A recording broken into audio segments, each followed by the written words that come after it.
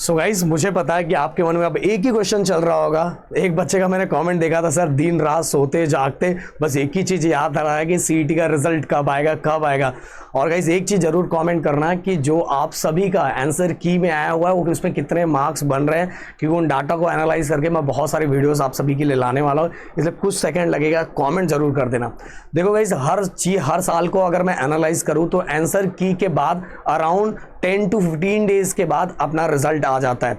But अगर इस बार CET CET क्या जिस लेवल पे बोर्ड काम कर रहा है, 10th का बोर्ड का देख लो, हमेशा जून में रिजल्ट आता था, इस बार मई में ही रिजल्ट आ गया।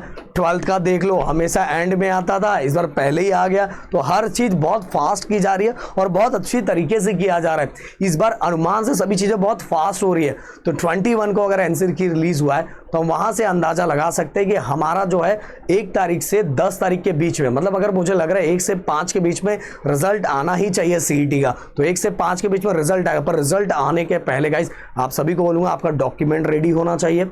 डॉक्यूमेंट बहुत, क्योंकि उसके बाद आपको बेसिक जो रजिस्ट्रेशन फॉर्म भरना है उसके लिए चाहिए तो चाहिए, क्योंकि उसके बाद वेरिफिकेशन करवाना पड़ेगा। वेरिफिकेशन के बाद प्रोविजनल मेरिट लिस्ट, देन इसके बाद फाइनल मेरिट लिस्ट, क्योंकि प्रोविजनल के बाद जो फाइनल आएगा ना उसमें ग्रीवेंसेस का टाइम मिलेगा। बट अगर आपके पास अगर आपके पास डॉक्यूमेंट नहीं है, कुछ भी नहीं है, तो भाई कुछ नहीं कर सकते हो। कि बहुत बार देखा गया है कि जो प्रोविजनल में बहुत सारे बच्चों को कुछ ना कुछ गड़बड़ आ गया है, तो इसीलिए उनको चेंज करवाने के लिए मौका रहता है, क्योंकि उनके पास डॉक्यूमेंट पड़ा रहता है जिससे वो चेंज करवा पाते हैं। बट अगर आपके पास कुछ है ही नहीं तो आप क्या करोगे गाइस? इसलिए डॉक्यूमेंट आपके पास सभी कुछ रेडी रहना चाहिए। अगर आप बोलोगे कि सर मैंने तो ऑलरेडी अपने चैनल पर, देखो ये चैनल प्लीज़ रिक्वेस्ट है कि सब्सक्राइब करके रखना, क्योंकि आगे लॉन्ग जर्नी आपको इसी चैनल के साथ है।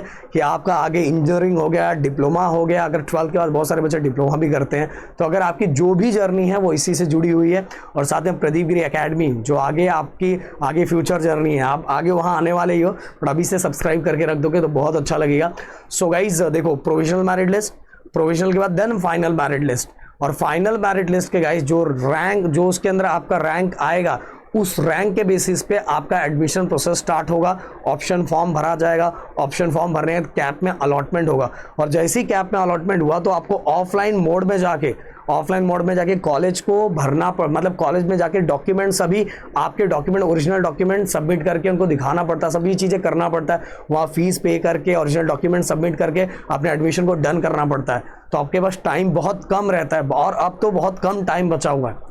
प्लीज़ कमेंट में लिख के बताओ कि कितने ऐसे बच्चे जिन्होंने अपने डॉक्यूमेंट को रेडी करके रख दिया है, कि अगर आप देखोगे तो अब आपके पास ज़्यादा कुछ टाइम नहीं बचा है। और जो भी डॉक्यूमेंट अगर नहीं हो रहा, भाई कैसे भी जुगाड़ करो, वह डॉक्यूमेंट बना के रख लो, क्योंकि अब देखा जाए जो बहुत फास्ट काम हो रहा है, तो देखा जाए मैक्सिमम 1 से 10 और मिनिमम 1st to 5th तक रिजल्ट आ जाना चाहिए।